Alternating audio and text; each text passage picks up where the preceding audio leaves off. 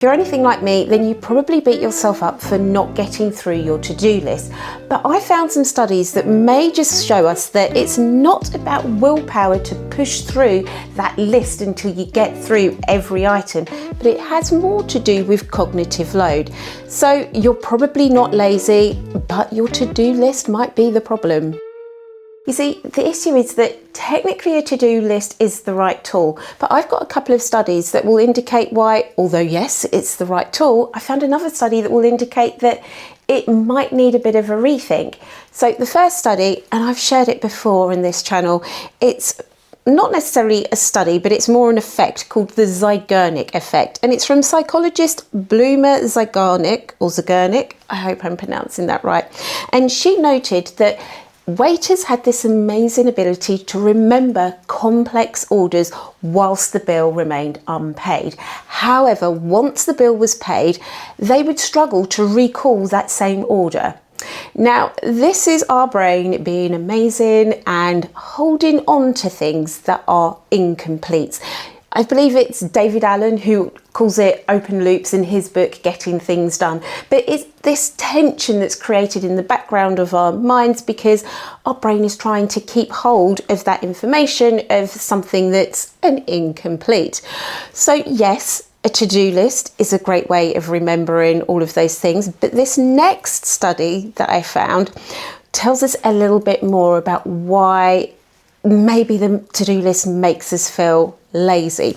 So this study is from Baumeister and Massicampo, and it's called Consider It Done. Sorry, I'm looking at my notes to make sure that I get the names right, but I probably did a terrible job of pronouncing them.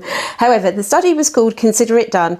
Plan making can eliminate cognitive load on unfulfilled goals. So they had participants start doing a task, and then halfway through the task, they stopped them and made them do a completely unrelated task. However, some participants were allowed to make a plan or a to-do list of the things that were still incomplete from that task that they had started, whilst the other participants had to just get straight on to the next task, basically task switching.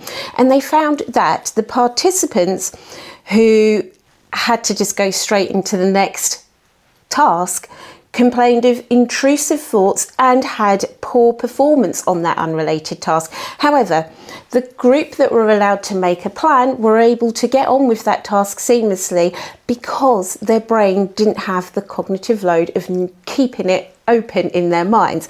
So this line, I feel, is gold for why you might feel lazy when it comes to your to-do list. In the study abstract for this paper, they said once a plan is made, the drive to attain a goal is suspended. Let me read that again. Once a plan is made, the drive to attain a goal is suspended. The thing is, you're not lazy. You're just operating under a system that creates constant mental tension without any structure. And you're getting yourself stuck in what I call the productivity illusion, in that if you just try harder, you'll get through that impossibly long list. So what should we do instead? Now, we do need to keep using to-do lists. I'm not saying that we should burn them and never write anything down in a list again.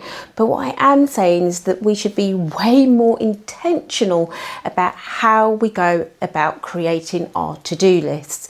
So what does that look like in reality? Firstly, don't just write a big long to-do list down on any old scrap of paper that you've got to hand.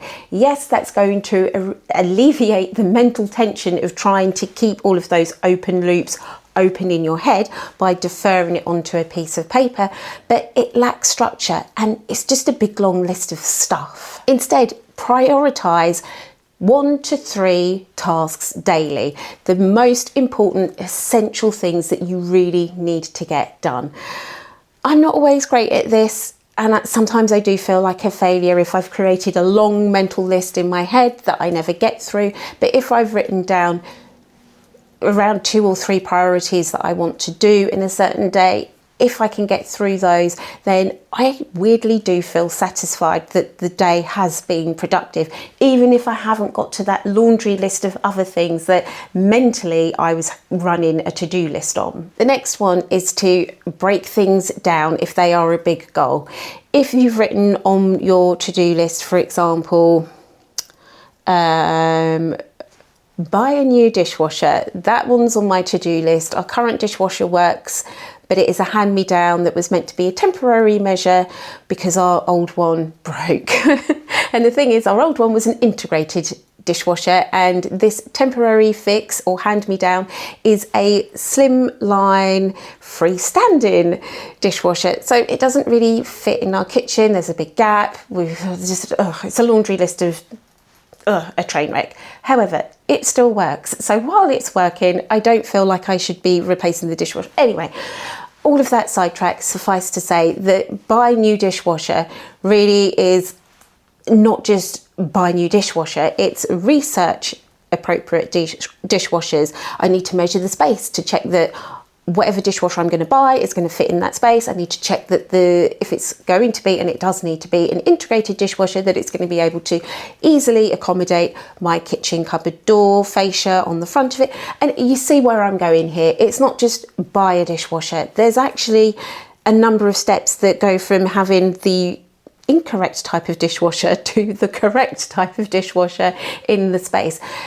I don't mean to go off on a tangent here, but I'm just illustrating a point. Sometimes your items on your to-do list may actually need to be a project that is broken down into checkpoints or milestones. Now, I've done this in my project planner in that I was finding that I'd start working on a client project, and although yes, I'd noted down some of the key things that I needed to do in the project and I could remember a lot of the things that I would need to do, I'd always get to the presentation stage and realise I hadn't done this or I hadn't done that or I've forgotten to do this, and it just felt like I was playing constant catch up. So what I did was sit down and actually list out over the course of a few days all of the things that were involved in creating a project. And every time I remembered some new thing, like, oh yeah, I mustn't forget to export the floor plan and drop it into the mood board, which I know sounds really obvious, but I have got to a stage in a project where I've booked a customer in for a presentation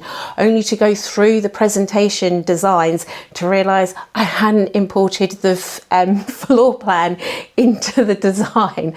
So having a checklist where everything is written down on here and breaking it down into stages, and I will put B-roll of this on the screen because I feel like the camera may not focus on this properly, but breaking it down into the stages just helps my mind see this not as one long list of things that I've got to get through, but blocks of sections that I need to work through in order to get to the end. So mini quests or side quests, as Ali Abdal would call it, but all of these little side quests leads me to completing the bigger mission of completing a client project.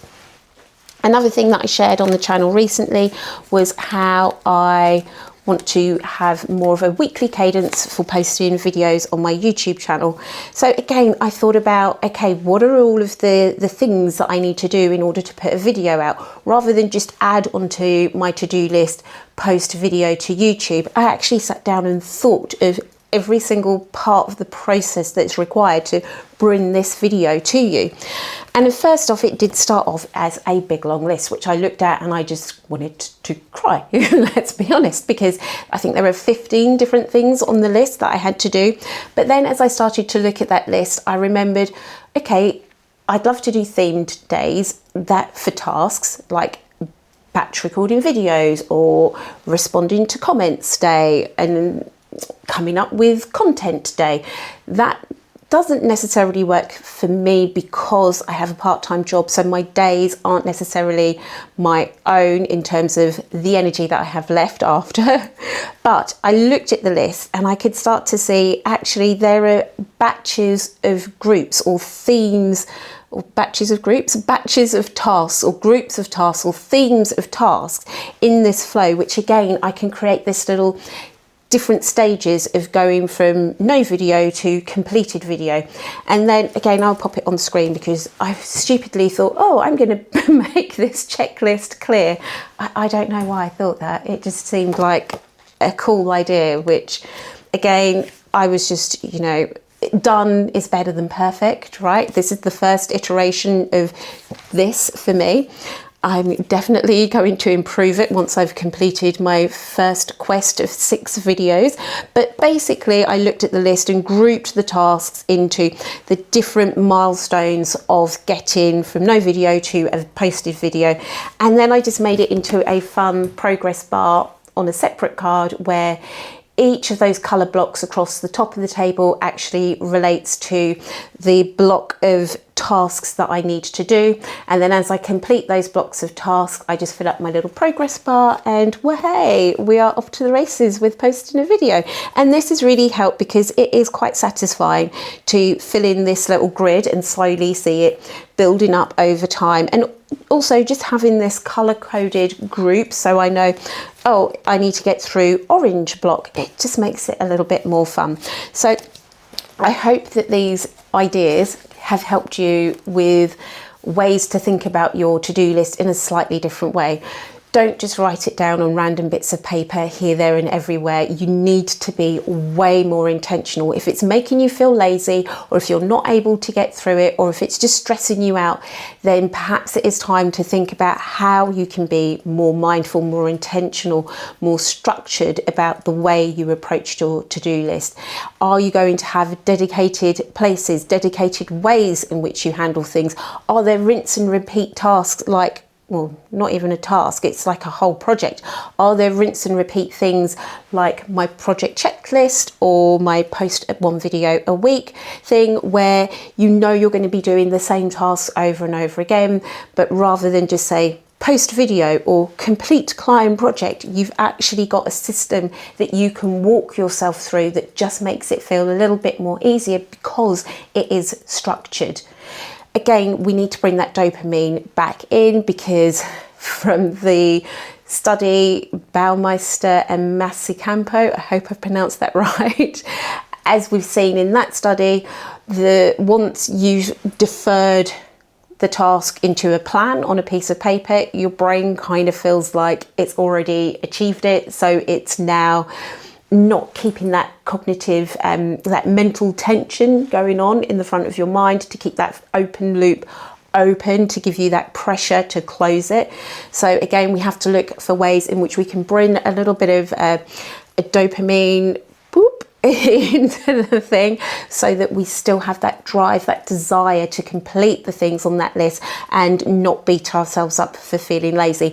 I haven't exactly got it right. There are days where I know what I need to do. I know that I'm meant to be working on this, but I just can't. I just feel lazy. But then I know when I do sit down and I just do the thing and I just, you know, it's just one small thing. I just need to sit down and record a video.